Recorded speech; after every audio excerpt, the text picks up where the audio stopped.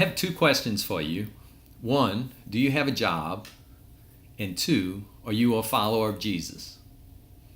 If you answered yes to both of those questions, you are a marketplace minister. There is in the church a hierarchy that's an unhealthy hierarchy that's developed that says the full-time clergy are of one status and everybody else, the laity, the people who have jobs in the marketplace, are of another status. And that's absolutely not true.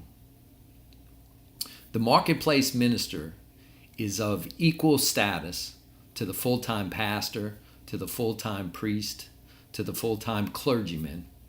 It just looks different. And my aim is to help you realize your identity as a follower of Jesus who is a full-time marketplace minister. Isn't it interesting that when Jesus chose his 12 disciples, all 12 of them were chosen from the marketplace? Not one of them had formal religious training. Not one of them were a full-time worker in either the synagogue or the temple, the religious institutions of his day. He chose fishermen, he chose tax collectors, he chose probably farmers. All of them were of right out of the marketplace, and that's who he chose to bring the kingdom into the world, into the marketplace. It's also interesting that in the book of Acts, there are basically 40 miraculous manifestations of God, or miracles. And of those 40 miracles, 39 of them took place in the marketplace. Only one of them took place in a religious setting, and that was the cripple at the beautiful gate in the temple was healed by Peter and John. But the other 39 all took place on the streets, in the homes, in the marketplace, and that's where he desires to be today.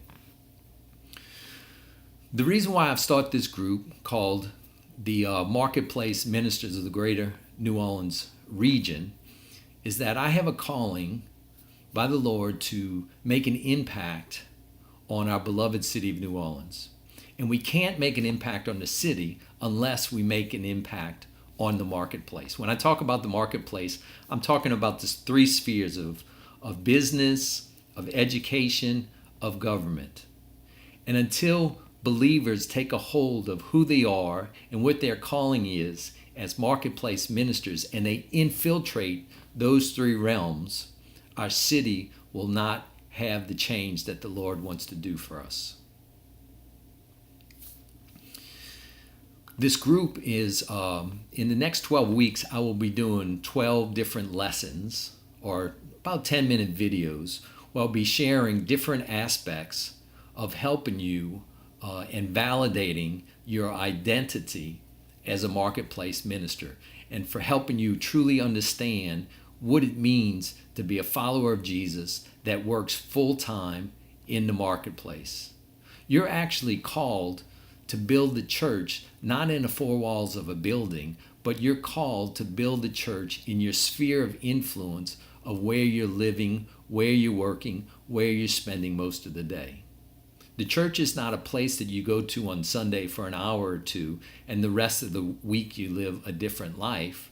The church is what you do, living and breathing, Monday through Friday, Saturday, in your home, in your business, at the mall, in the marketplace.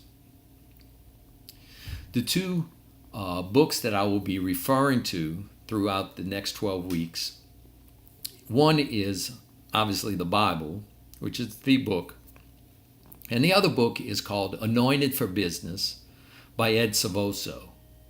I would encourage you to get that book and to read it and to see the revelations and the understandings that Dr. Ed Silvoso has gotten about calling forth marketplace ministers. And I want to partner with you as both a person that is a minister in a church setting, but I'm also a marketplace minister in my full-time counseling practice. And I want to partner with you and empower you and to validate you and to help you grab hold of your identity as a marketplace minister.